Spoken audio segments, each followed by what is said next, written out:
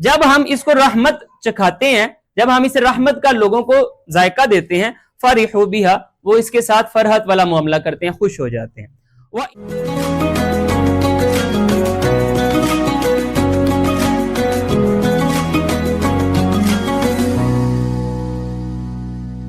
ان تصیبہم سیئہ، اور جب انہیں پہنچتی ہے سیئہ بما قدمت ایدیہم، جو ان کے اپنے ہاتھوں کی کمائی ہوئی ہے، اذا ہم یقنطون، پھر یہ دل تنگ ہو جاتے ہیں، مایوس ہو جاتے ہیں۔ لا تقنطوا من رحمت اللہ، یہ وہی ہے یقنطون، وہ پھر مایوس ہو جاتے ہیں۔ یہاں پر آپ کو رحمت کا ایک مطلب سمجھ آنا چاہیے، وہ کیا ہے؟ رحمت کا مطلب ہے زندگی کی خوشگواریاں، زندگی کے اچھے معاملات، ایسا کہ آپ کو زندگی میں گڈ ٹائمز آ جائیں۔ بیڈ ٹائمز کا اپوزٹ سیئہ، کوئی بری چیز کو کہتے ہیں، تو پھر اس کے اپوزٹ میں اللہ تعالیٰ نے رحمت کو رکھ کے بتایا کوئی اچھی چیز۔ تو رحمت میں ایک معنی ہو گیا زندگی کی خوشگواریاں۔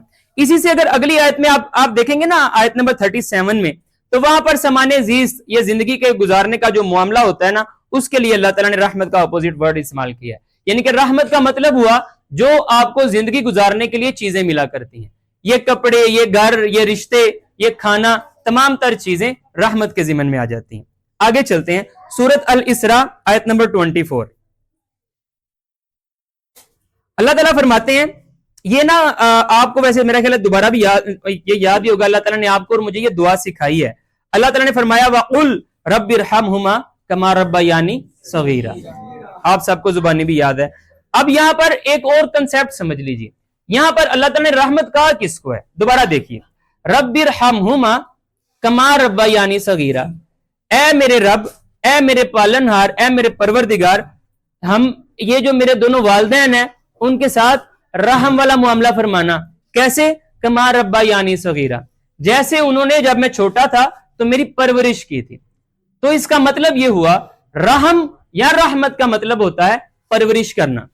اس کو لاک اپ کر لیں، اگر آپ کے ہاتھ میں پینسلیں ہیں تو لکھ لیجئے، رحم کا مطلب ہوا پرورش کرنا۔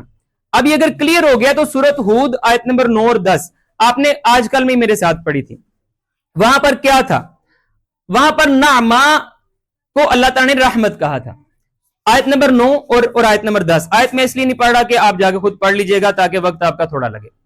سادہ سی بات، یہاں پر ایک اور ڈیفینیشن مل گئی، وہ نعما، وہ نعمتیں جو آپ کو بلا معاوضہ ملتی ہیں ان کو کہتے ہیں رحمت یا رحم۔ یہاں پر ذرا سمر اپ کیجئے، اس کو ذرا سم اپ کر کے ایک ڈیفینیشن بنانے کی کوشش کیجئے کہ کیا ہے؟ زندگی کی خوشگواریاں رحمت ہوا کرتی ہیں، پرورش کرنا رحمت ہوا کرتا ہے، زندگی گزارنے کے لیے جو ساز و سامان جس چیز کی ضرورت ہے وہ رحمت ہوا کرتی ہے، اور جو آپ کو بلا معاوضہ نعمتیں مل جایا کرتی ہیں وہ رحمت ہوا کرتی ہیں۔ سورۃ کہف آیت نمبر 82، آپ سب نے وہ موسیٰ علیہ السلام کا قصہ پڑھ رکھا ہے۔ کیا ہوتا ہے؟ موسیٰ علیہ السلام جاتے ہیں ایک اللہ کے بندے کے ساتھ جن کا نام عام طور پر خضر بتایا جاتا ہے، چلے نام کے ساتھ ہمیں کیا لینا، ویسے اللہ تعالیٰ نے نہیں بتایا ان کا نام خضر ہے، خیر، اللہ تعالیٰ کے ایک بندے کے ساتھ موسیٰ علیہ السلام جاتے ہیں سفر پر، کرتے کرتے ایک وقت آتا ہے، ایک گاؤں میں وہ جاتے ہیں، وہاں سے وہ کھانے کے لیے، رہائش کے لیے ان سے طلب کرتے ہیں، کوئی ان کی مدد نہیں کرتا۔ جب انہیں کھانا نہیں کھلایا جاتا، وہ جانے لگتے ہیں تو ایک دیوار ہوتی ہے، وہ گرنے کے قریب ہوتی ہے، تو وہ جو اللہ کے نیک بندے ہوتے ہیں موسیٰ علیہ السلام کے ساتھ، وہ اس دیوار کو سیدھا کر کے بنا دیتے ہیں، اس دیوار کو سیدھا کر کے بنا دیتے ہیں۔ واٹ ایور، سارا قصہ سنانا آپ کو مقصد نہیں ہے، فلیش اپ ہو گیا ہوگا آپ کے ذہنوں میں۔ اس ان کے خزانے کو بچا لینے کے طور پر اللہ تعالیٰ نے کہا یہ اللہ کی رحمت ہے، یہ ان پر اللہ کی رحمت ہو گئی۔ کیا اللہ کی رحمت ہو گئی؟ کہ ان کا خزانہ اللہ تعالیٰ نے محفوظ کر دیا جب تک کہ وہ اپنی بلوغت کو نہ پہنچ جائیں، جب تک کہ وہ بڑے نہ ہو جائیں، تاکہ اپنے خزانے کو اپنی مرضی کے مطابق چلا سکیں۔ یہاں تک پہنچنے کے بعد آگے دیکھیے، سورہ یونس آیت نمبر 21 میں اللہ تعالیٰ ضرر کے مقابلے میں رحمت کا لفظ استعمال کرتے ہیں کہ جب ضرر کے بعد ہم انہیں رحمت دیتے ہیں تو وہ پھر اللہ کی رحمت میں چالیں چلنے لگتے ہیں۔ پھر اللہ تعالیٰ فرماتے ہیں اگر چالیں چلنی ہیں تو پھر اللہ تعالیٰ اس معاملے میں بھی بہتر ہے۔ یہاں پر اب ضرر کے مقابلے میں، ضرر کسے کہتے ہیں؟ تکلیف، کوئی ایسی چیز جو آپ کو بری لگے، تکلیف، اچھا اس کا ترجمہ ہے۔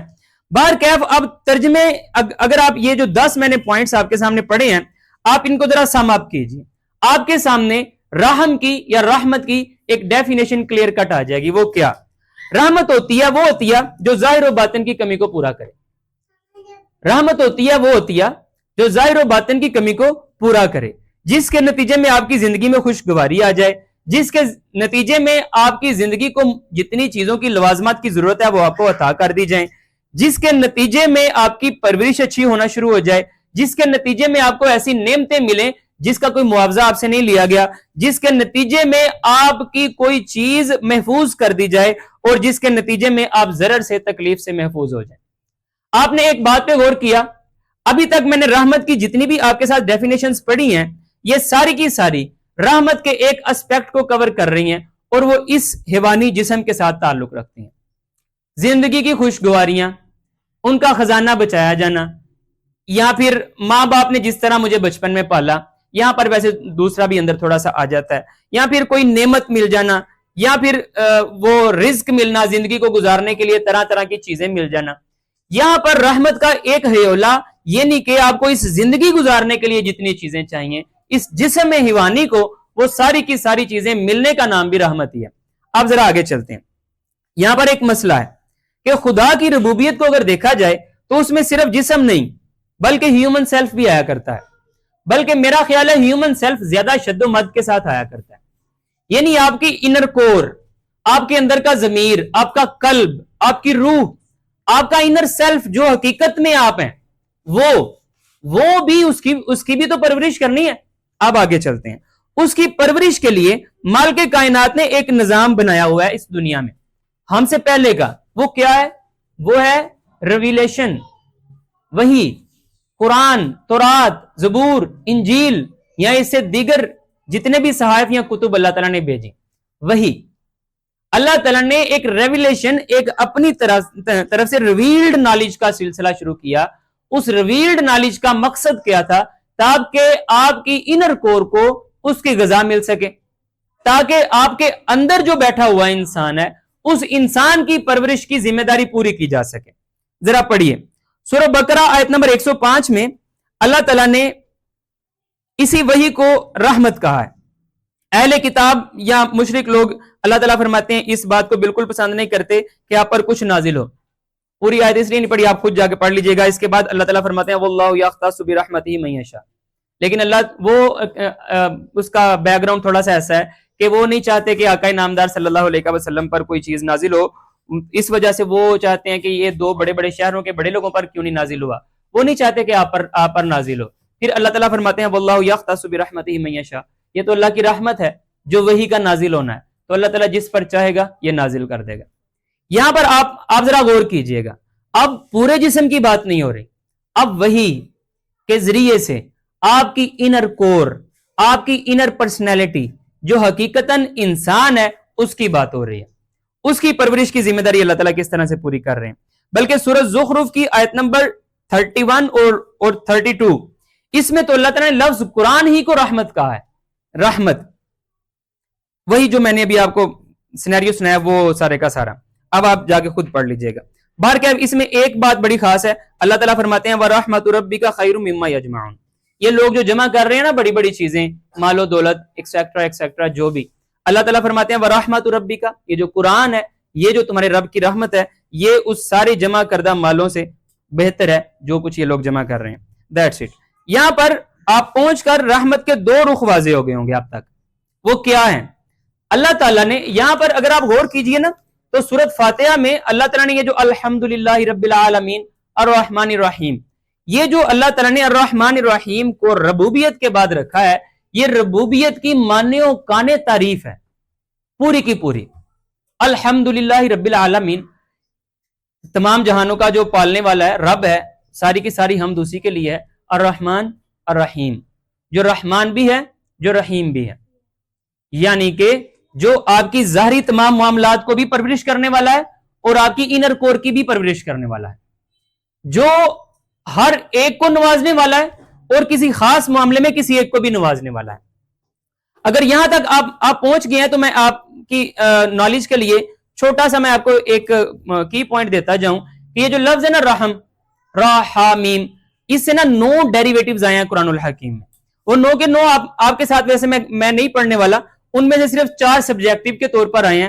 ان 4 میں سے بھی ارحم اور راحم میں نہیں کلیئر کروں گا. اس کی وجہ یہ ہے کہ اللہ تعالیٰ نے یہ جو ارحم الراحمین یا خیر الراحمین یہ اللہ تعالیٰ نے کمپیریٹیولی استعمال کی ہیں. یعنی اپنے آپ کو اللہ تعالیٰ نے خاص طور پر نہیں کہا کہ میں راحم ہوں, خاص طور پر اللہ نے نہیں کہا میں ارحم ہوں, بلکہ اللہ تعالیٰ نے کہا میں رحم کرنے والوں میں سے بہتر ہوں, میں رحم کرنے والوں میں سے زیادہ رحم کرنے والا ہوں.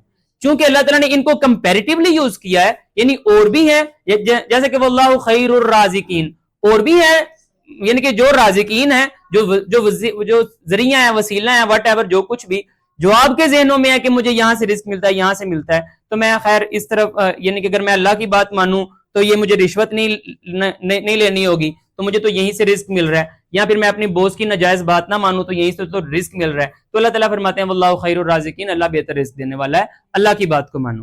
اسی طرح سے یہاں پر اللہ تعالیٰ نے خیر الراحمین اور ارحم الراحمین, یہ جو ارحم اور راحم ہے اس کو میں نے آپ کے لیے کوٹ نہیں کیا. اس کی وجہ یہی ہے چونکہ اللہ تعالیٰ نے اس کو خاص طور پر اپنے لیے استعمال نہیں کیا. چونکہ خاص طور پر استعمال نہیں کیا, وہ پھر کون سے باقی دو نام رہتے ہیں جن کو اللہ نے استعمال کیا ہے, وہ رحمان اور رحیم. یہاں پر ایک بڑی خوبصورت بات ہے, یہاں پر نا رحمان تقریباً قرآن الحکیم میں 57 ٹائمز آیا. کتنی مرتبہ؟ 57 ٹائمز. اور جو لفظ ہے نا رحیم مختلف شکلوں میں, یہ 1 2 3 123 مرتبہ تقریباً قرآن الحکیم میں آیا, کم و بیش.